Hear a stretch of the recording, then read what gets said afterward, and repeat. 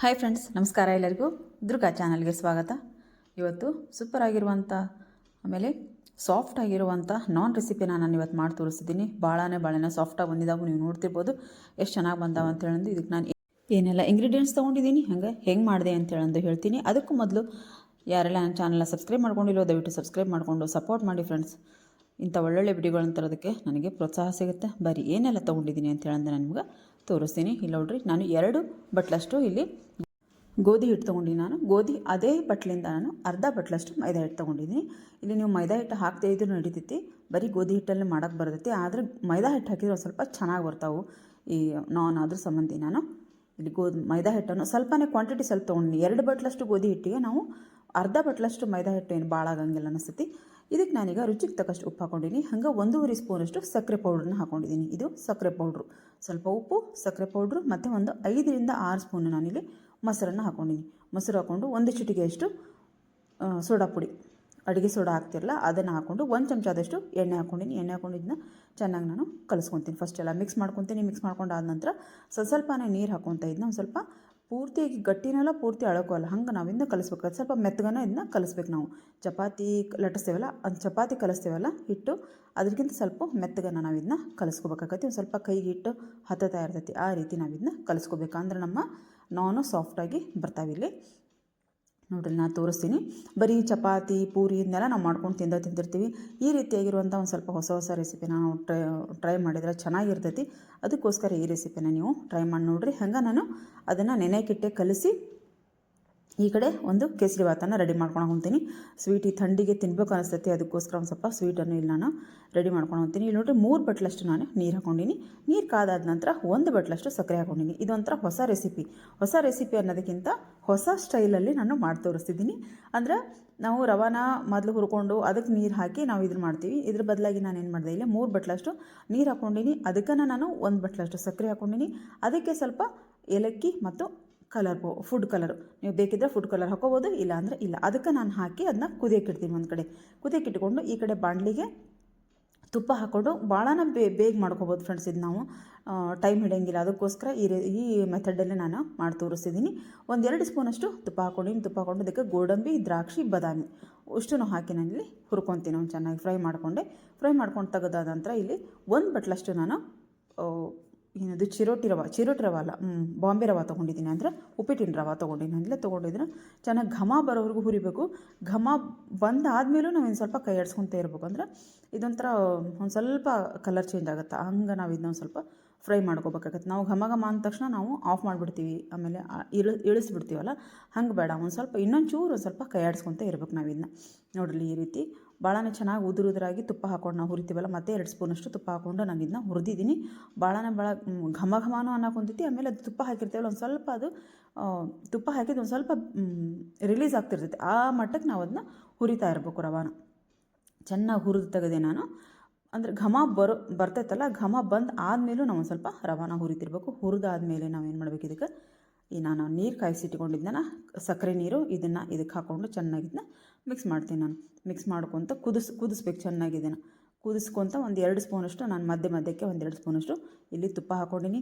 ಈ ಸ್ವೀಟಿಗೆ ತುಪ್ಪ ಎಷ್ಟು ಹಾಕಿದ್ರು ನಾವು ಕಡಿಮೆನ, ನಾನಿಲ್ಲಿ ಸ್ವಲ್ಪನೇ ತುಪ್ಪ ಹಾಕಿ ಮಾಡಿದ್ದೀನಿ. ಆದ್ರೂ ಭಾಳ ಟೇಸ್ಟು ಈಗ ನಾವು ಕೇಸರಿ ಭಾತ್ ಮಾಡ್ತೀವಲ್ಲ, ಅದಕ್ಕಿಂತ ಈ ಟೇಸ್ಟ್ ಬೇರೆ ಬರ್ತೈತಿ. ಒಂದು ಸರ್ತಿ ಬೇಕಾದ್ರೆ ಈ ಮೆಥಡಲ್ಲಿ ನೀವು ಮಾಡಿ ನೋಡ್ರಿ, ಗೊತ್ತಾಗುತ್ತೆ ನಿಮ್ಗೆ. ನೋಡ್ರಿ, ನಾನು ಮಧ್ಯಕ್ಕೆ 1-2 ಸ್ಪೂನಷ್ಟು ತುಪ್ಪ ಹಾಕ್ಕೊಂಡು ನಾನು ಇದನ್ನ ಕೈ ಆಡಿಸ್ಕೊತಾ ಇದ್ದೀನಿ. ಕೈ ಬಿಟ್ಟರೆ ತಳ ಹತ್ತುತ್ತೆ ಅಂತ ಹೇಳಂತ 1-2 ಸ್ಪೂನಷ್ಟು ಮಧ್ಯಕ್ಕೆ ತುಪ್ಪ ಹಾಕ್ಕೊಂಡು ಕೈ ಆಡಿಸ್ಕೊಂಡು ಲಾಸ್ಟಿಗೆ ನಾನು ಈ ಗೋಡಂಬಿ, ಬಾದಾಮಿ, ದ್ರಾಕ್ಷಿ ಫ್ರೈ ಮಾಡಿ ಇಟ್ಟಿದ್ನಲ್ಲ, ಇದಕ್ಕೆ ಹಾಕಿ ಮುಚ್ಚಿ 1-2 ನಿಮಿಷ ಬಿಟ್ಟುಬಿಟ್ರೆ ನಮ್ಮ ರುಚಿಕರವಾದಂಥ ಒಂಥರ ಟೇಸ್ಟಿಯಾಗಿರುವಂಥ ಕೇಸರಿ ಭಾತ್ ಇಲ್ಲಿ ರೆಡಿ ಆಗುತ್ತೆ ನಮ್ಗೆ. ಹೊಸ ಮೆಥಡಲ್ಲಿ ಇದನ್ನು ತೋರಿಸಿದ್ದೀನಿ ನಾನು ಕೇಸರಿ ಭಾತನ್ನು. ನೀವು ಒಂದು ಸರ್ತಿ ಈ ಮೆಥಡಲ್ಲಿ ಒಂದು ಸರ್ತಿ ಮಾಡಿ ನೋಡಿರಿ. ಟೇಸ್ಟು ಬೇಕಿದ್ರೆ ಇದು ಬೇರೆನೇ ಬರ್ತೈತಿ, ಅಂದರೆ ಅದಕ್ಕಿಂತ ಒಂಥರ ಚೆನ್ನಾಗಿ ಬರ್ತೈತಿ. ಒಂದು ಸರ್ತಿ ಟ್ರೈ ಮಾಡಿ ನೋಡಿರಿ. ನಾನೀಗ ಇದನ್ನ ಸರ್ವ್ ಮಾಡ್ತೀನಿ. ಒಂದು ಬಟ್ಲಿಗೆ ಹಾಕಿ ಅದನ್ನು ನಾನು ಪ್ರಸಾದಕ್ಕೆ ಮಾಡಿದ್ದೆ ಇದನ್ನ, ಅದಕ್ಕೋಸ್ಕರ ಪ್ರಸಾದಕ್ಕೆ ಮೊದಲಿಗೆ ನೈವೇದ್ಯಕ್ಕೆ ಇದನ್ನ ರೆಡಿ ಮಾಡಿ ಒಂದು ಕಡೆ ಎತ್ತಿಡ್ತೀನಿ. ಬರೀ ನಮ್ಮ ನಾನ್ ಹಿಟ್ಟು ಎಲ್ಲ ನೆಂದಾಗಿರ್ತೈತಿ. ಅದನ್ನು ನಾನು ನಿಮಗೀಗ ನಾನನ್ನು ನಾನು ಯಾವ ರೀತಿ ಮಾಡ್ತೀನಿ ಅಂತ ಹೇಳೋದು ತೋರಿಸ್ತೀನಿ. ರೆಸಿಪಿಗಳೆಲ್ಲ ಚೆನ್ನಾಗಿ ಬರ್ತಿದ್ದಾವೆ ಫ್ರೆಂಡ್ಸ್. ಮನೆಯಾಗ ಒಂದು ಸರ್ತಿ ಟ್ರೈ ಮಾಡಿರಿ. ಹಂಗೆ ನನಗೆ ಕಮೆಂಟ್ ಬಾಕ್ಸಲ್ಲಿ ಕಮೆಂಟ್ ಹಾಕಿರಿ. ಒಂದು ಸ್ವಲ್ಪನಾದರೂ ಇಷ್ಟು ನಾನು ಹಾಕಿದ್ದೇನೆ, ಒಂದಲ್ಲ ಒಂದು ಟ್ರೈ ಮಾಡಿ ನೋಡಿರಿ. ಭಾಳ ಚೆನ್ನಾಗಿರುವಂಥ ರೆಸಿಪಿಗಳನ್ನು ನಾನು ತರ್ತಾಯಿದ್ದೀನಿ. ಇಲ್ಲಿ ನೋಡ್ರಿ, ಹಿಟ್ಟು ನಮ್ಮದು ನಾನ್ ಹಿಟ್ಟು ಎಲ್ಲ ಚೆನ್ನಾಗಿ ನೆಂದಾಗೈತಿ. ಈಗ ನಾನು ಇದಕ್ಕೆ ಕೈಯಾಗ ಉಳ್ಳಿ ಮಾಡಿಕೊಂಡೆ. ಒಂದು ಪುರಿ ಹಿಟ್ಟು ತೊಗೊತೀವಲ್ಲ ನಾವು ಉಳ್ಳಿನ, ಅದಕ್ಕಿಂತ ಚೂರು ದೊಡ್ಡ ತೊಗೊಂಡಿದ್ದನ್ನ ಲಟ್ಟಿಸ್ಕೊಂಡೆ. ನಾನು ಹಿಟ್ಟು ಹಚ್ಚಿ ಲಟ್ಟಿಸ್ಕೋಬೇಕು, ಯಾಕಂದರೆ ನಮಗೆ ಅದು ಕೈಗೆ ಹತ್ತಿರ್ತದೆ. ಅದನ್ನು ಸ್ವಲ್ಪ ನಾವು ಮೆತ್ತಗೆ ಕಲಿಸ್ಕೊಂಡಿರ್ತೀವಲ್ಲ, ಅದಕ್ಕೋಸ್ಕರ ಹಿಟ್ಟು ಹಚ್ಚಿ ಲಟ್ಟಿಸ್ಕೊಂಡೆ. ಮಧ್ಯಕ್ಕೆ ಒಂದು ಸ್ವಲ್ಪ ತುಪ್ಪ ಹಚ್ಚಿದೆ ನಾನಿಲ್ಲಿ. ತುಪ್ಪ ಹಚ್ಚಿ ಇದನ್ನ ಈ ರೀತಿ ನಾವು ಹೋಳಿಗೆಗೆ ಯಾವ ರೀತಿ ಹೂರಣನ ತುಂಬಿ ಪೂರ್ತಿಯಾಗಿ ಮಡಿಸ್ತೀವಲ್ಲ, ಆ ರೀತಿ ನಾವು ಇದನ್ನ ಮಡಚ್ಕೊಂಡು ಮತ್ತೆ ಹಿಟ್ಟಲ್ಲಿ ಅದ್ದಿ ನಾನು ಇದನ್ನ ಲಟ್ಟಿಸ್ಕೊತೀನಿ. ಇದನ್ನ ಯಾಕೆ ಮಾಡ್ತೀವಪ್ಪ ಅಂತಂದ್ರೆ, ನಾವು ಹಂಚಲ್ಲಿ ಬೇಯಿಸಿರ್ತೀವಲ್ಲ, ಎಷ್ಟು ಚೆನ್ನಾಗಿ ಫುಲ್ಕ ಉಬ್ಬುತ್ತಾವಲ್ಲ ಅಷ್ಟು ಚೆನ್ನಾಗಿ ಉಬ್ಬಿ ಬರ್ತಾವೆ. ಅದಕ್ಕೋಸ್ಕರ ನಾನು ಮಧ್ಯಕ್ಕೆ ಒಂದು ಸ್ವಲ್ಪ ತುಪ್ಪ ಹಚ್ಕೊಂಡಿನಿ. ಇಲ್ಲಿ ಒಂದು ಸರ್ತಿ ನೀವು ಟ್ರೈ ಮಾಡಿ ನೋಡ್ರಿ. ಇದನ್ನ ಮೇಲೆ ಒಂದು ಸ್ವಲ್ಪ ನಾನು ಒಂದು ಸರ್ತಿ ಇನ್ನೊಂದು ನಾನ್ ಮಾಡಿದಾಗ ನಾನು ತೋರಿಸಿದ್ದೆ, ಬೆಳ್ಳುಳ್ಳಿ ಮತ್ತು ಬೆಣ್ಣೆ ಮತ್ತು ಉಪ್ಪು ಹಾಕಿ ನಾನು ಅದಕ್ಕೆ ಮಿಕ್ಸ್ ಮಾಡಿ ಹಾಕಿ ತೋರಿಸಿದ್ದೆ. ನೀವು ಇದಕ್ಕೂ ಬೇಕಿದ್ರೆ ಬೆಣ್ಣೆ ಒಳಗೆ ನೀವು ಬೆಳ್ಳುಳ್ಳಿ ಮತ್ತು ಕೊತ್ತಂಬರಿನ ಹಾಕಿ ಮಾಡ್ಕೋಬೋದು. ನಾನಿಲ್ಲಷ್ಟೇ ಮೇಲಷ್ಟೇ ನಾನು ಇದು ಉದುರಿಸ್ಕೊಂಡಿನಿ. ಆಮೇಲೆ ಎಳ್ಳಿದ್ರೆ ಹಾಕ್ಬೋದು ನೀವು ಇದಕ್ಕೆ ಮೇಲೆ. ಕರಿ ಎಳ್ಳು ಬರ್ತಾವಲ್ಲ, ಕಪ್ಪು ಎಳ್ಳು, ಅದನ್ನು ಹಾಕಿದ್ರೂ ಇನ್ನೂ ಚೆನ್ನಾಗಿರ್ತೈತಿ.